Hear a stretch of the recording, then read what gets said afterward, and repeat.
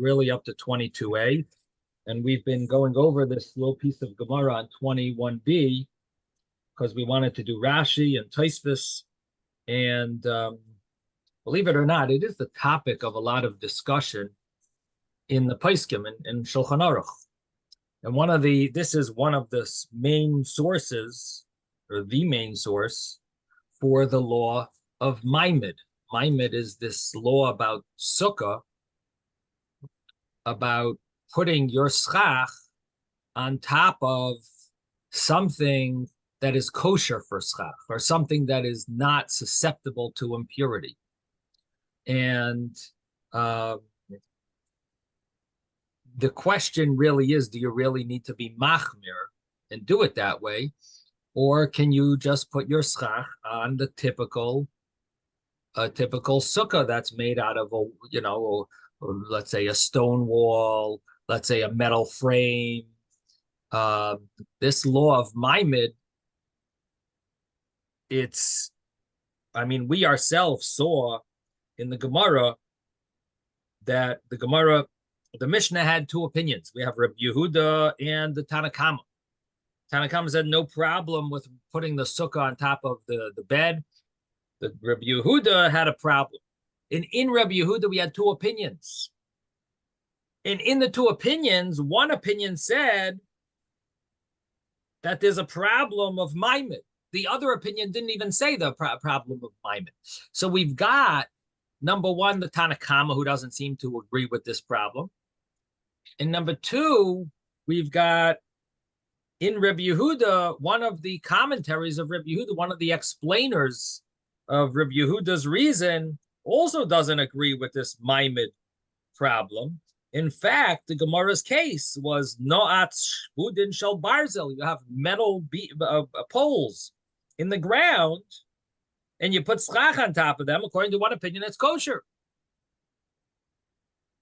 So even in Rabbi Yehuda, you got an opinion that Maimed is not a problem. And then if you look at the Yerushalmi that we mentioned yesterday, that Tosfos brought, the Gemara Yerushalmi says that it proves wrong that reason. It says there's no such problem of having a sukkah that is leaning on something that's makabel tumah. If you remember yesterday, I was quoting the Yerushalmi, Tosfos. I was mentioning Tosfos, and Tosfos brought that Yerushalmi. Tosfos, it was the second half of Tosfos over here. He says,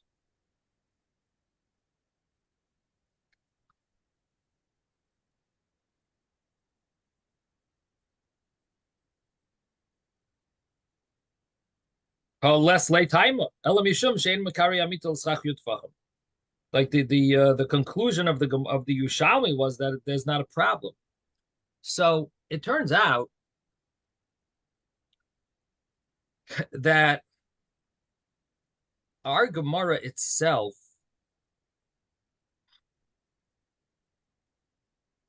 who do you paskin like? So we've got the Mishnah. We have Rabbi Yehuda in the first opinion of the Mishnah.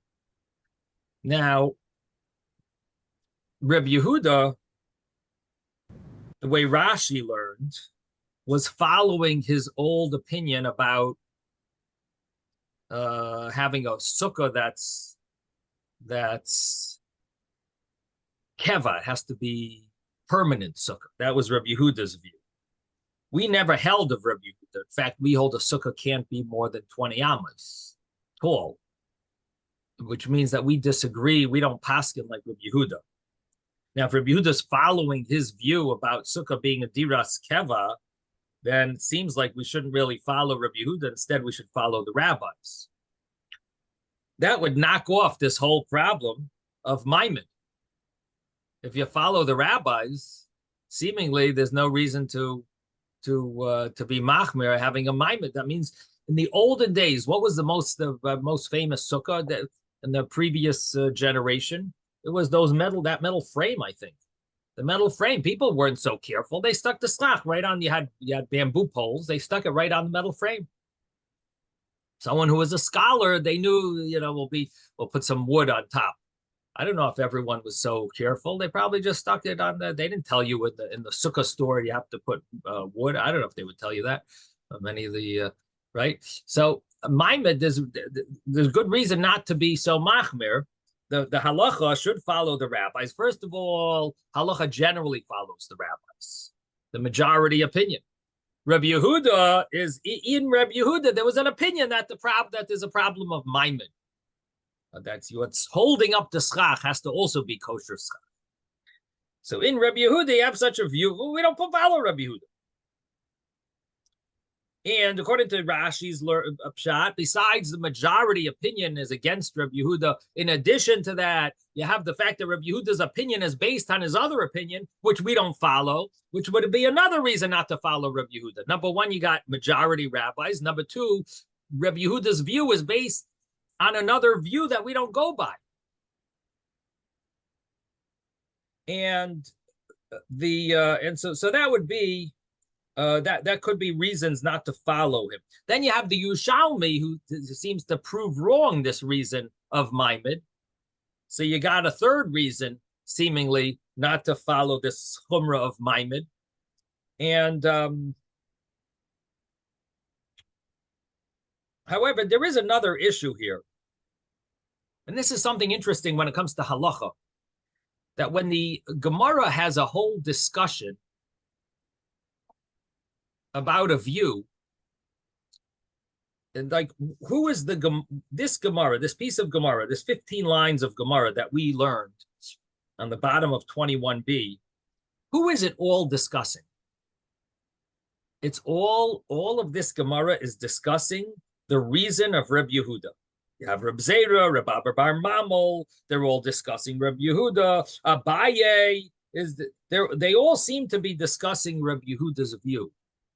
So guess what?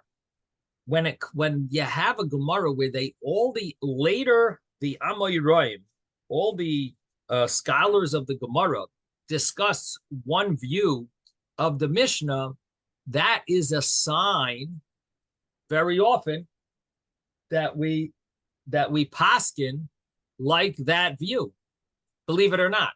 So even though Reb Yehuda, logically, we shouldn't paskin like Reb Yehuda, but because the Gemara seems to be discussing only Reb Yehuda's view and putting a lot of thought into it,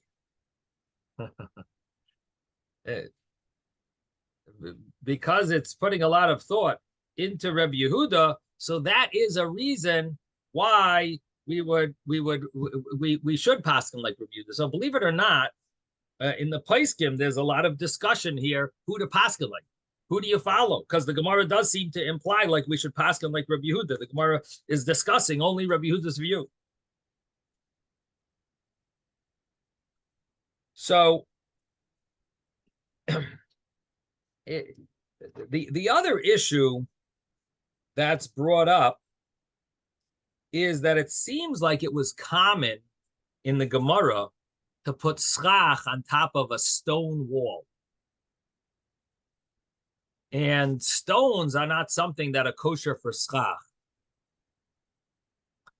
And so the Paiskim seem to bring it up as sort of like a proof that who says that the maimed, the thing that holds the schach, has to be kosher for schach.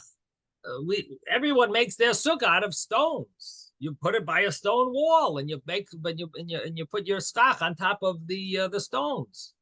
So this is like another source. The fact is, people do that. So what it boils down to is another question of, is this a problem rabbinically or biblically? And I'll tell you why that makes a difference. What is the reason why you might not be allowed to put schach on top of things that are not kosher for schach? So again, what's holding up your bamboo mats? What's holding up your branches? Is it something that itself could be used for schach or not? So the if the reason is a rabbinic reason, which would be something to the effect of, we're nervous that if you use this to hold up your schach, people are going to think that this itself could be used for schach. So if that's the reason, more like it's a rabbinic decree. So there you could say, well, no one's using stones and rocks for schach. That would never work. So there's no decree in that scenario. So in other words, if it's a rabbinic decree, you could say, well, you want to make your sukkah out of rocks and big boulders or stones. So then there's no problem to put schach right on top of those walls, because there's no decree. What people are going to think that they're going to use rock, that you could also use rocks and stones to make you use as schach. No one's going to do that. You can't. It just wouldn't work. So there's no reason for a decree in that scenario. However, if the problem is a biblical problem, if it's a biblical problem, then it's not a decree. Then it wouldn't make a difference. You're making it out of, you're using rocks for your sukkah, for your walls. You're using a metal frame. It doesn't matter. It's a biblical problem of having a sukkah leaning on top of this things that are not kosher for schach. And so the way they understand it is Rashi seems to hold this is a biblical issue. The other Rishonim seem to understand it more like it's a rabbinic issue. Anyway, so it boils down to these questions is what comes out, why people are machmir. The reason why people are strict and they want the schach to lean on something that's kosher for schach has to do with following the, number one, it could be the halachas follows Rabbi Yehuda. And number two, in addition to the halacha following Rabbi Yehuda,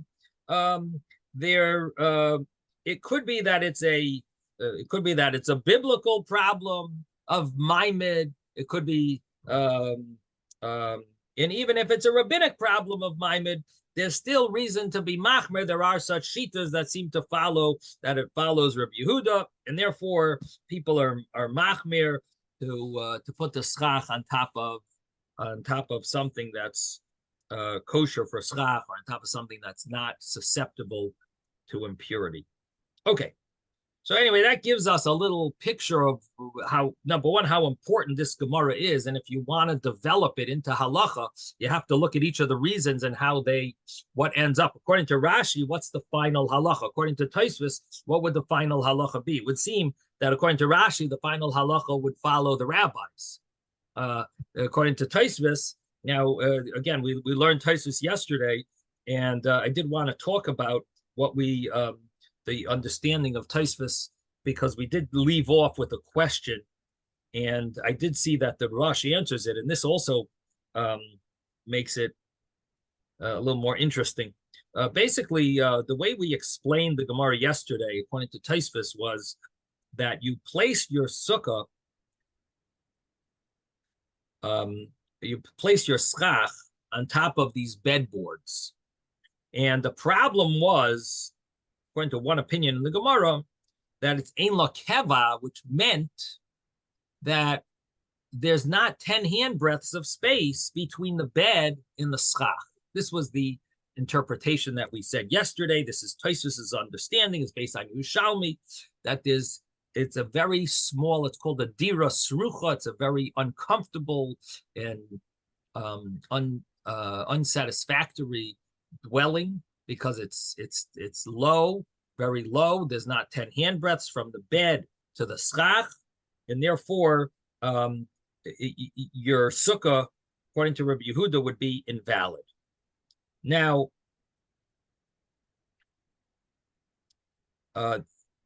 the problem we had with that interpretation, again, the interpretation of Tosfos was that that's the case here. The case is that you have a bedposts, the boards, the front board, the back board, the side boards. You seem to have like what I called yesterday a cubicle bed sukkah, cubicle bed sukkah, and you place schach on top of it. And if there's not 10 handbreadths from the bed to the schach, it's basically according to Rabbi Yehuda, it's considered puzzle. Now, and the thing that changes is if your schach is leaning on something else and it's not on top of these bed boards, so then the bed turns out to be a temporary obstacle inside your cubicle. And we look at the cubicle from the floor to the ceiling. And if you look at the cubicle from the floor to the ceiling, there is 10 handbreadths, and it wouldn't be a kosher sukkah. And that's the reason why there seems to be some exclusions in the Gemara, because if the schach is not on top of this cubicle, but it's held up by other things, then the bed doesn't interfere with the size. It doesn't affect the size. The bed is going to be moved, could be moved out, and your sukkah is a kosher sukkah. And that was the conclusion. So the problem I had yesterday, and I mentioned it in class, was that the sukkah sounds understandable according to Rabbi Yehuda. The sukkah is not kosher, but what about the rabbis? Why would they say it is kosher? You look at the whole sukkah, and the wall goes to the ground. What do you mean? The bed is attached to the wall. There's no place to consider, to consider that space of the sukkah if the bed is attached. How could you say such a thing? So this was the question that we were stuck with yesterday. And why would you explain it that way? In other words, Rabbi Yehuda's view is understandable. It's very low space. You have from the bed to the schach, there's less than 10 handbreadths. That's not enough space to be a kosher sukkah. It's invalid. If the schach is leaning on something else, fine, then the bed is considered insignificant here. The schach is held up by other things. We don't look at the bed, and therefore it's not a problem. But the opinion of the rabbis is hard to understand. Why would you look at why would that be valid? So what I did find was that the Rush is bothered with this question, and the Rush says something that sort of sends us a curveball here. He says, guess what? Rabbi Yehuda is not arguing on the Tanna Kama. He is explaining the Tanna Kama. And that switches everything also, because according to that, if there's no argument, then does the halacha follow this? Of course, no one's arguing. Rabbi Yehuda is just explaining the view of the Tanna Kama, which means that we have to follow this view of Rabbi Yehuda. So what comes out from the Rush is that it answers our question, why do the rabbis say it's kosher? No, the rabbis don't say it's kosher. The rabbis say it's kosher if you did it in a way that was kosher, it would be okay. But if it's in other words, if your sukkah is not exactly lying on it, it's just on top of it, or if there's enough space, no problem. Rabbi Yehuda says if it can't stand on its own, then it's puzzle. That's when it's puzzle. In other words, if it's really lying right on it and there's not 10 handbreadths, that would be a problem. Rabbi Yehuda is explaining the Tanna Kama. He's explaining the view. We normally don't say that. And normally it would say Amar Rabbi Yehuda, not Rabbi Yehuda Omer. Normally that's a little hint if he's explaining it. But the Rush seems to understand that it has to be that way. There's no other way to learn it. Rabbi Yehuda must be explaining the Tanna Kama. Otherwise, there's no way of explaining Rabbi Yehuda's view. And it also answers why the Gemara is discussing only Rabbi Yehuda's view. What about the Tanna Kama's view? Why are we even discussing Rabbi Yehuda if the halacha should follow the Tanna Kama? And the answer is because the view of the Tanna Kama and Rabbi Yehuda is one in the same. And therefore the Gemara is talking about Rabbi Yehuda's view because it's the same as the Tanna Kama. He's just explaining it. Rabbi. Yes. Can you say again the Omer Rabbi Yehuda Omer? Yeah, normally in a Mishnah, there are times when most of the time the different names argue with each other. And there are times once in a while Well, one of the rabbis is explaining the other rabbi's view. Normally, when that's done, puts the word Amar first. So it would be like, let's say, Rabbi Akiva Omer this, Rabbi Akiva Paskins one way. And then you'd have an opinion that's explaining him, and it would say, Amar Rabbi Yehuda. Rabbi Yehuda says that, sort of like qualifies or explains Rabbi Akiva's statement. So it would say Amar first. And here, our Mishnah says Rabbi Yehuda Omer, the typical, what's more typical for an argument rather than an explanation. But nevertheless, the Rosh learns it that it's an explanation, and it does make the Gemara more smoother. Why are we paskening like Rabbi Yehuda? Sort of explains why we would be paskening this way, and so that's how the Rosh learns, and it answers our question on Tosfos: why would the rabbis argue? And the answer is they don't argue, because Rabbi Yehuda is explaining the view of the rabbis. So that is that's just touching on what we learned yesterday. We've got Rashi's shot, we have Tosfos shot, and now I just want to mention the Rosh, the Ravid. The Ravid's shot in our Gemara is that your sukkah is leaning on a bed, and if you would pull away the bed, the sukkah is going to fall. And that seems to be the picture that David showed us yesterday, or 2 days ago, or Friday.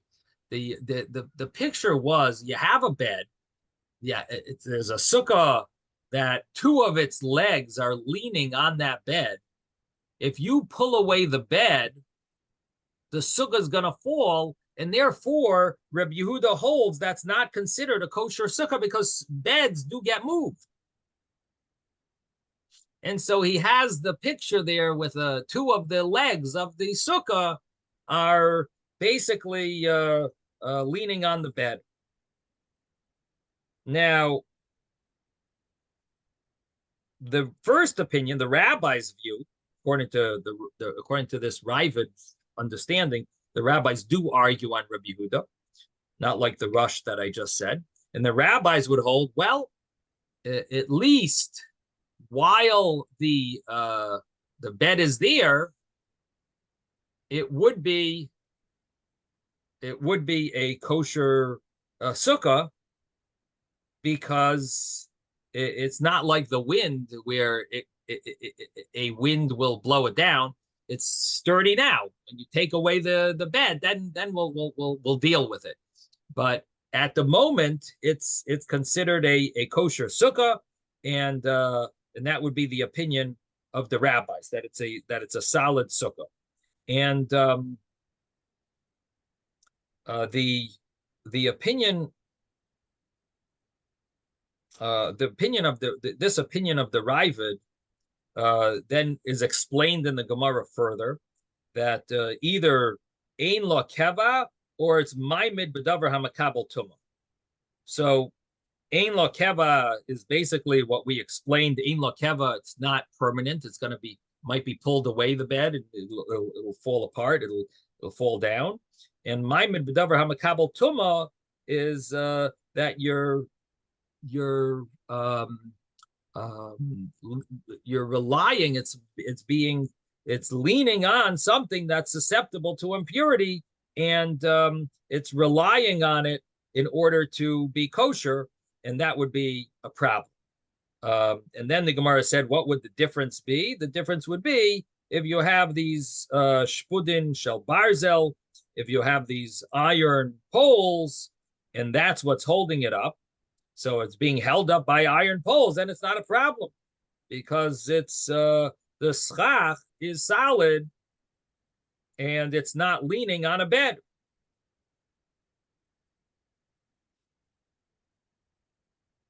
And so that would be the understanding of the Ravid, that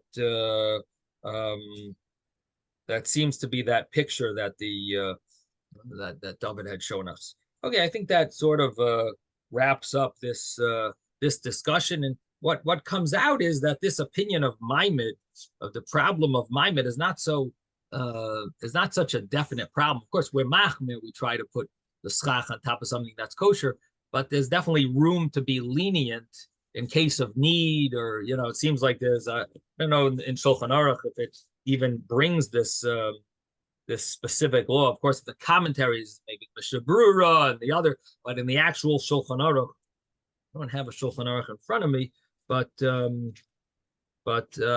I don't believe it actually brings the Maimed law. Let's see, 1 second.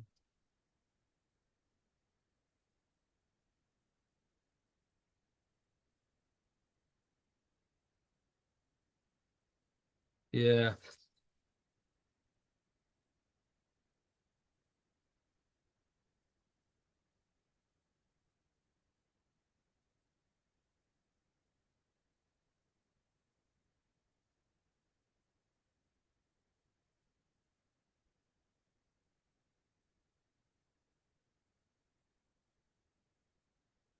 Does It Rambam seems like it's include just the pictures? Mishnah Berurah. It seems like it's just the Mishnah Berurah who's machmer.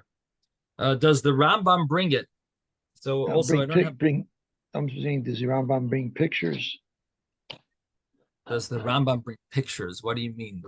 Like sometimes he draws diagrams. Uh, it's very rare that the Rambam he has a diagram of the Menorah. How often does the Rambam have a diagram? No, it's not. It's not common that the Rambam has diagrams. Maybe the English Rambam makes some diagrams there, but those are not from the Rambam. The Rambam has a diagram of the Menorah, famous diagram of Sukkah. I'm not aware of other diagrams of the Rambam. Okay, so we're going to continue. We're on Chav Beis Amud Aleph. So let's begin. One last thing on this topic. Yeah. It's almost like there was a time shift, where the rabbis suggested more and more. It's almost like when it was easy to go to Home Depot and buy these 2x4s with notches, and then you could put them on top of the metal. All of a sudden, people started doing it because, oh, I just go to Home Depot, I can get some, the with the notches on so that I can rest it on the metal. And now I can put my stock on top of the 2x4s. And it's almost like the shift was when it became much more easy to actually, to go do it. I'm just curious if there was some thought behind that. I don't think it has to do with the fact that it became easier. I think the communities in general, people have tried to be more machmer over the years, especially if the Mishnah Berurah spelled it out. You know what I mean? Like before the Mishnah Berurah died in 1933. So, before that, it was common. You just look at the regular Shulchan Aruch that doesn't mention anything. Mishnah Berurah brings different opinions, and there's reason how a person could be machmer, we should try to be machmer, and so on. So it became like a shift to be more on the machmer side of these things. But that's what I think. I don't think. I mean, and it's maybe what you're saying, and it's also easy to do. It's easy. Although I'm not aware that the Home Depot has that gap of space with the cut inside the inside the 2x4s. I think that's when you buy it from the. You get a router and you can make your own notches because you're on. Yeah, but it wasn't such a big deal to do it. Right. Anyway, listen. It's nice to be machmir, and follow the other views. But what we saw is, you have to work it out. Which opinion really holds this? Who's really following this view of Maimed. I will tell you one more thing, that there is a view in Eretz Yisrael called the opinion of the Chazon Ish, who says not only you be machmer that the Maimed should be kosher for schach, but even the things that holds up the Maimed, it's called the Maimed. The Maimed has to be kosher.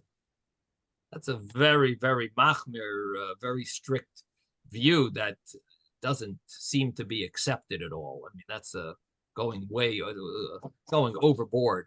But there is such a view in B'nai Brak. I'm sure some people follow it.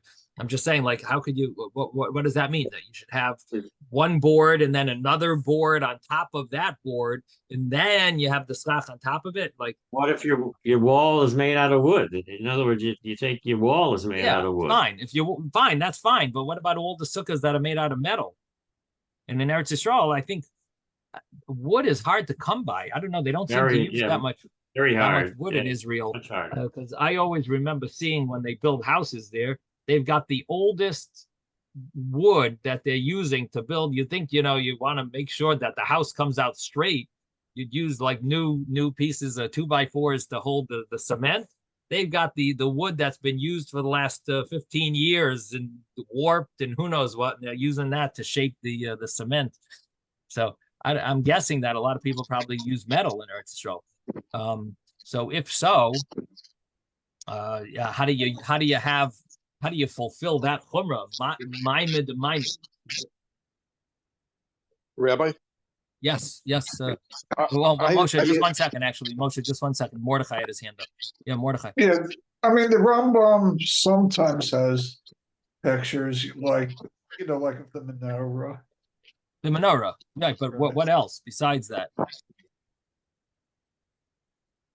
I have to look. I have to look at an old Rambam with a. I don't know if he has much more than that. Okay, yes, Moshe. yeah, I mean, in New York, we were in a sukkah that had like plastic walls, plastic walls, or transparent walls, you could see right through it, I mean, I felt a little bit like that maybe it was, maybe it wasn't Marcheshvan, I mean, but we did spend a sukkah, we did spend sukkah in there, and so I'm wondering if there was a kosher problem? sukkah, So what do you see? Why would you see that as a problem?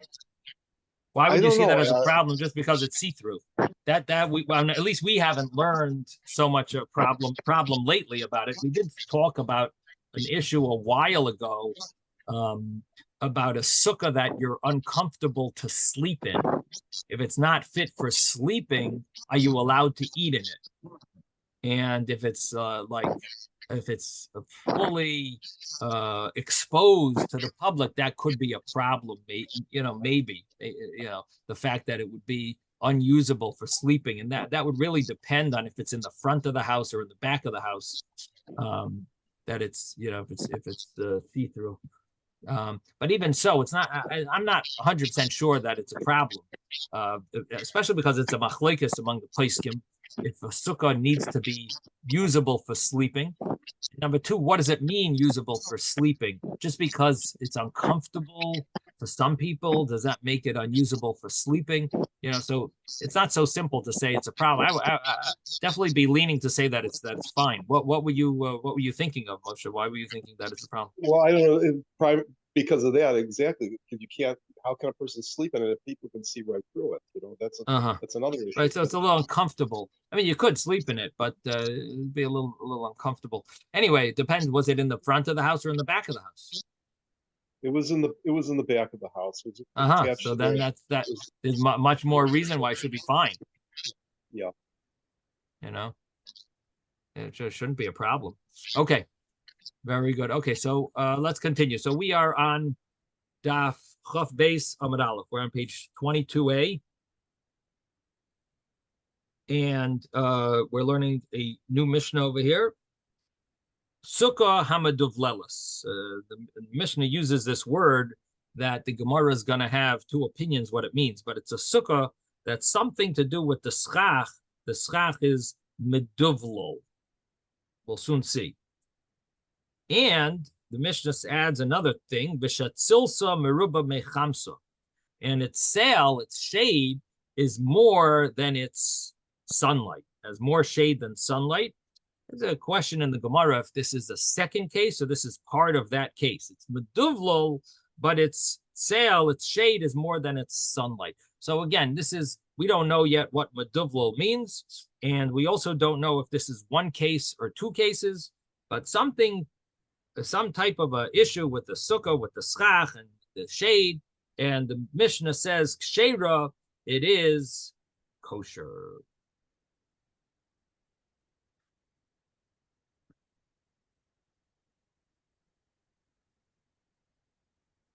The Mishnah continues and says, "Hamu'ubab kamin bias." If the schach is thick, similar to what one would have on their house,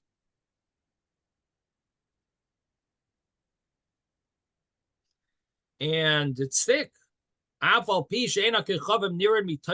though the stars are not visible from inside it, kshera, it is kosher. So here we see that although people seem to know that the sukkah you're supposed to see the stars from, nevertheless, if it's thick that you don't see the stars, it is a kosher sukkah.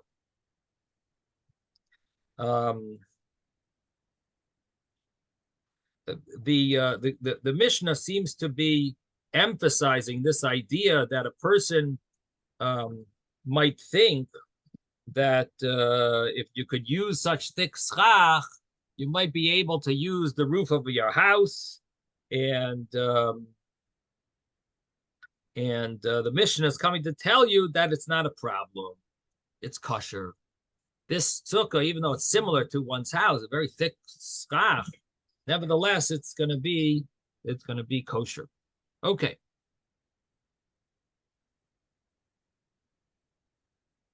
The Gemara says, "My meduvlelis." What does meduvlo mean? That the schach that the Mishnah said it's kosher, sukkah meduvlelis. What does this sukkah mean? Amar Rav sukkah aniya. It means that the sukkah is poor. What does it mean? It's poor. There's a lot of empty space that doesn't have schach. You did it's poorly covered. It's meduvlo. So that's Rav's opinion. Rav says sukkah aniya. Ushmuel Amar, and Shmuel says kone oile v'kone yored. There's one reed that goes upwards and one reed that goes downwards, which basically means that some of the schach is higher up and some of the schach is lower. And basically, you've got like two layers of schach. And it comes out that because you have this space in between these two layers of schach, it ends up that there's actually more sunlight than shade. And the Mishnah says, nevertheless, since if this was all on the same level, it would actually be more shade than sunlight, it is going to be kosher. We consider it as if it would be on the same level, and it's going to be kosher. Rabbi, question. Yeah. Yes. Wouldn't it be a problem if there were, as if there would be basically two layers, one under the other?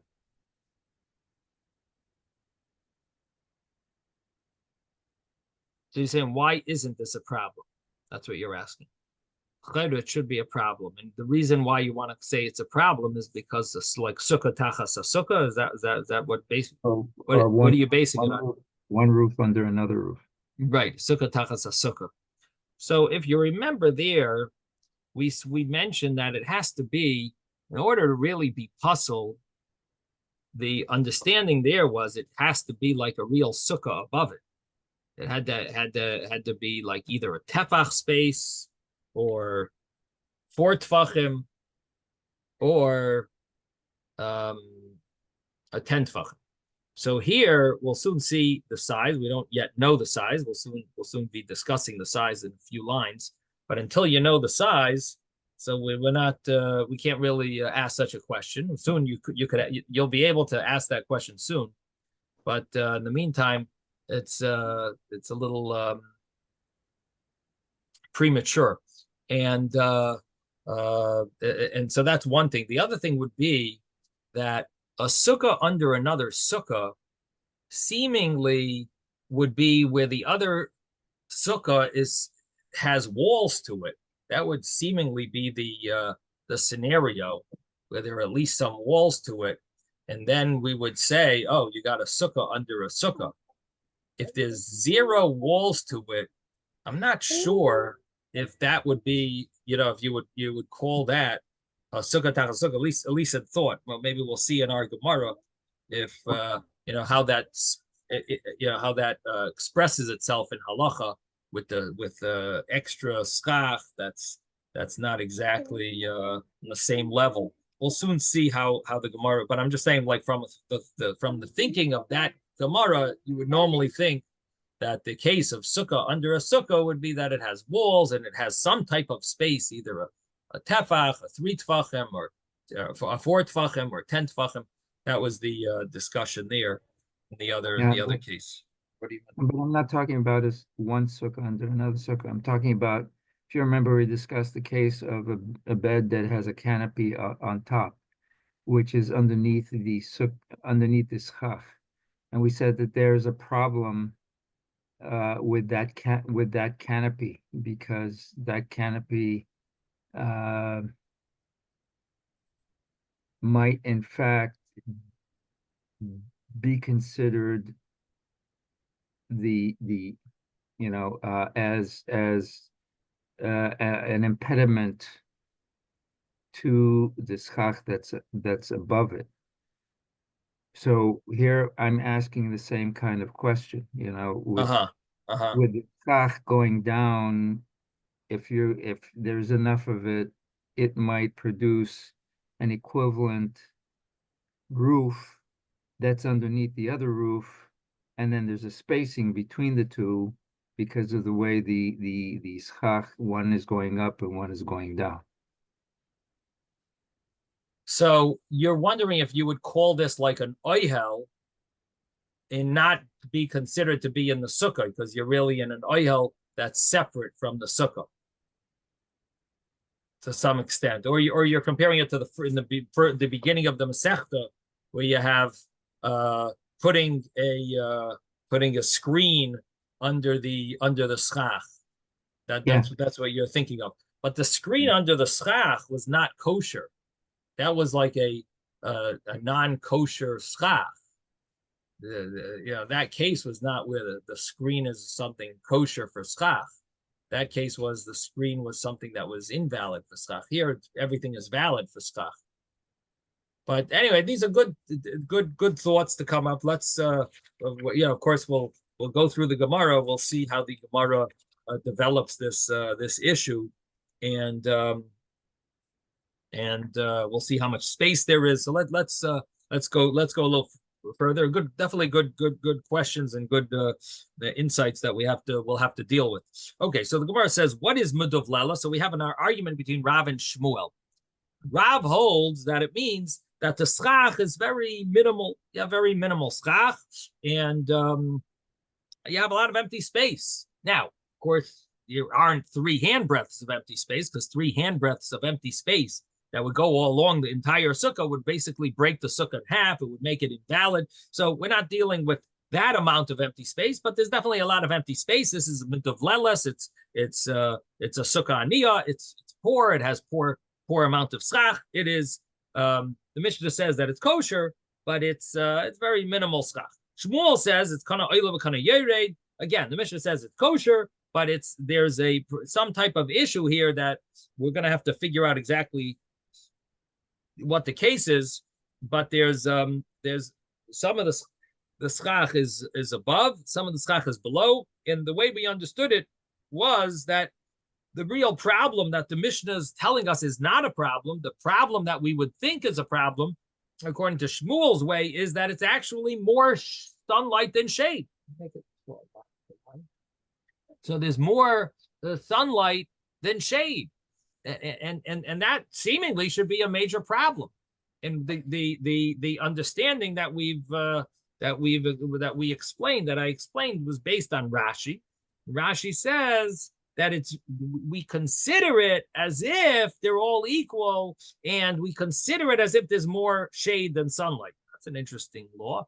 It's really more sunlight than shade, but we consider it, as if there's more shade than sunlight.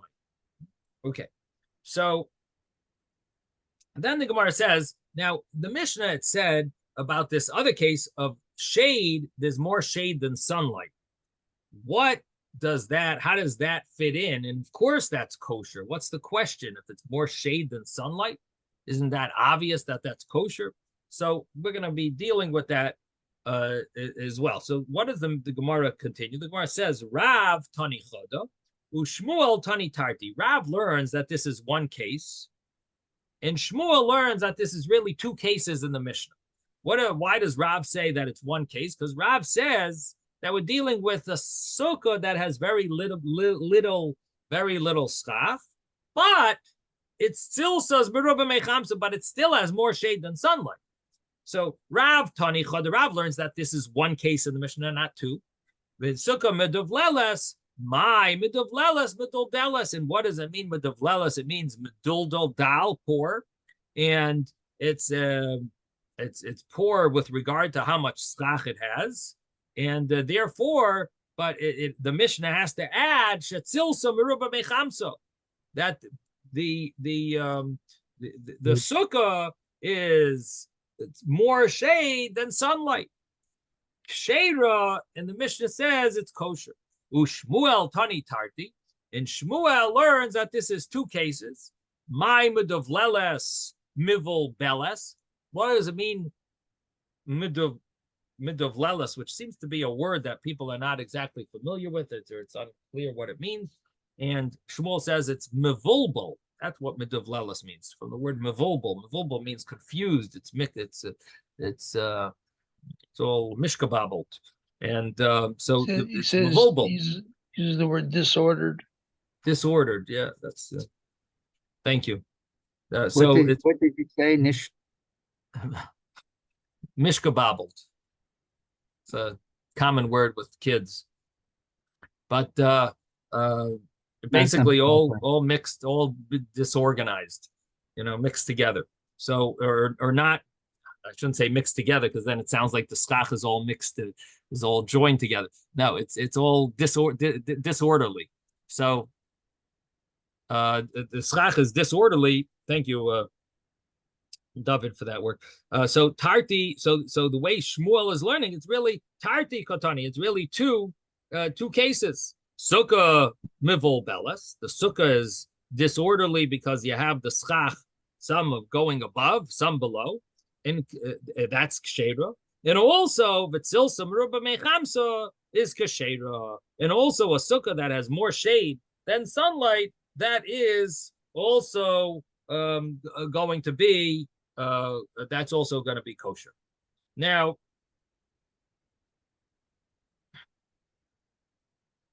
the commentaries do deal with it. Is this a machlokes in halacha, or is it possible that Rav agrees with Shmuel's halacha?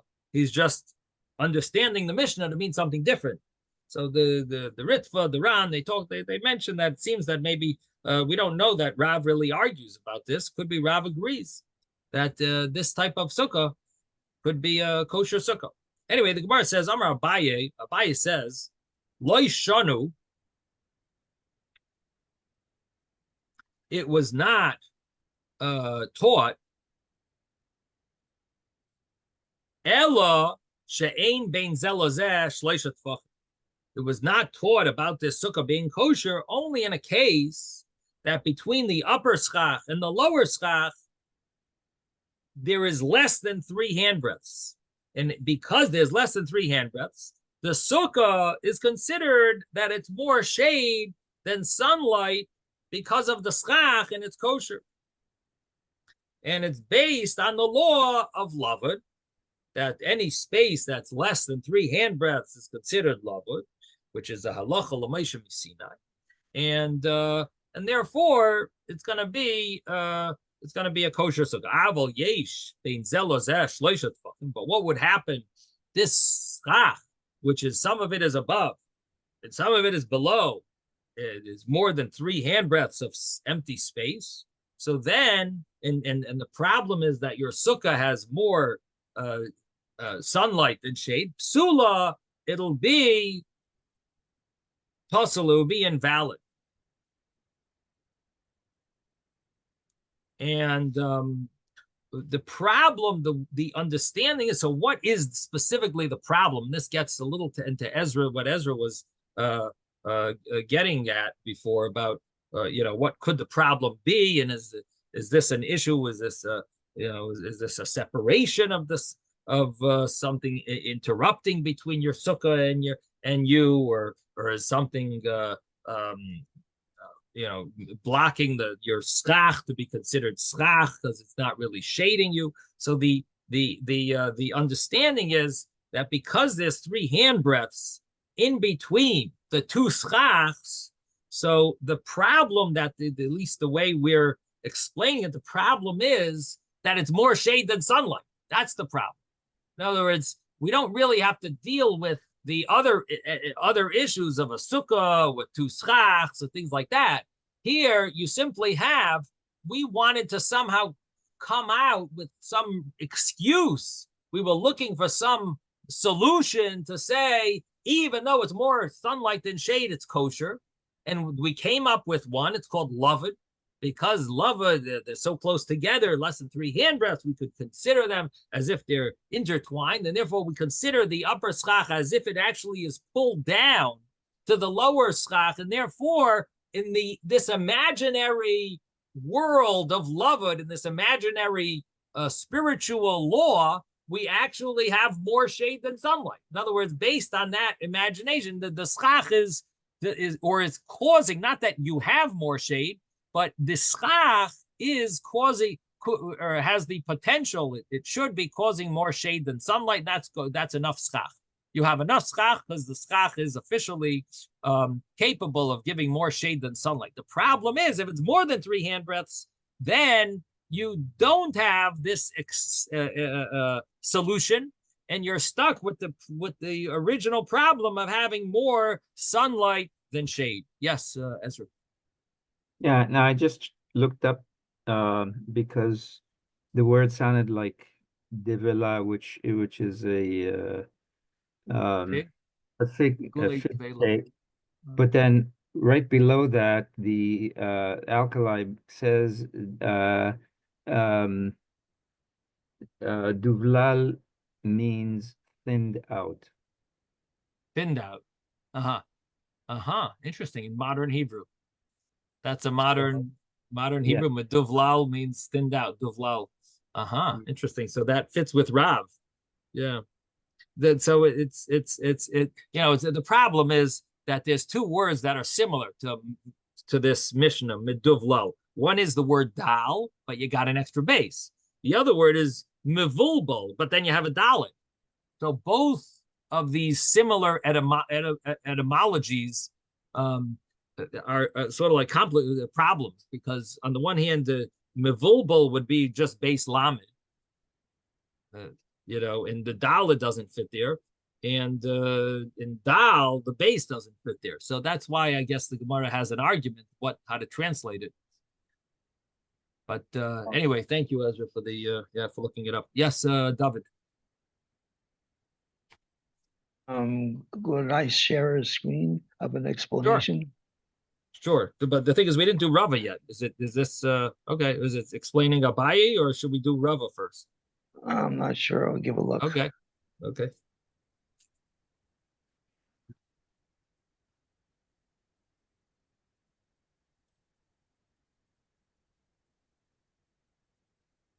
Oh, you're explaining Mavulbul. Oh, okay. The disordered sukkah. That's what Is that what you want to show us, David? Yeah. Okay. Rebbe, I was just wondering, as a matter of basis, why we can't have, like, when you're speaking, to put the Tzuras Hadaf up on the screen next to you, so that you can actually read the Gemara to us and we can follow along there.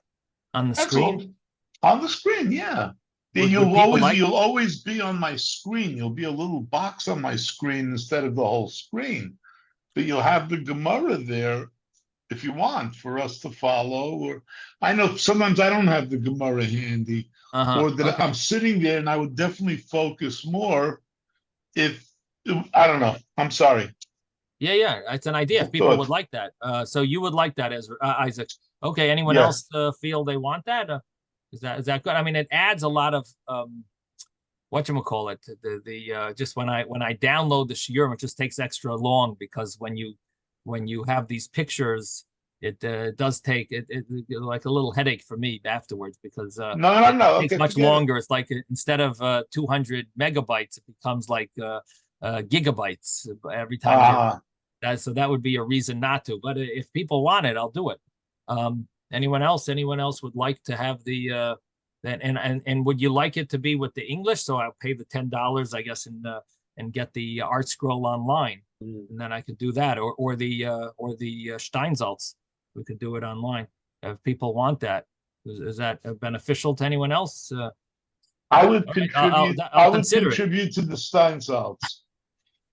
You would go for the Steinsaltz one? Okay. I would contribute to the Steinsaltz. You would like the Steinsaltz? Okay.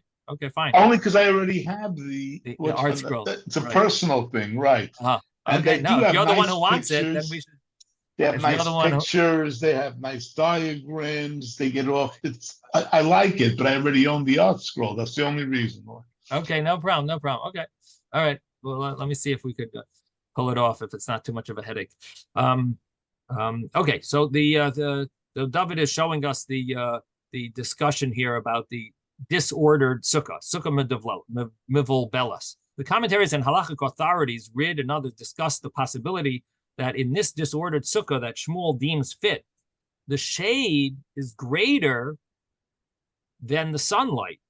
And the novel element in this ruling is unrelated to the quantity of shade, but rather to the fact that the sukkah is not rendered unfit because its roofing is beneath another roofing. So that's the me'iri.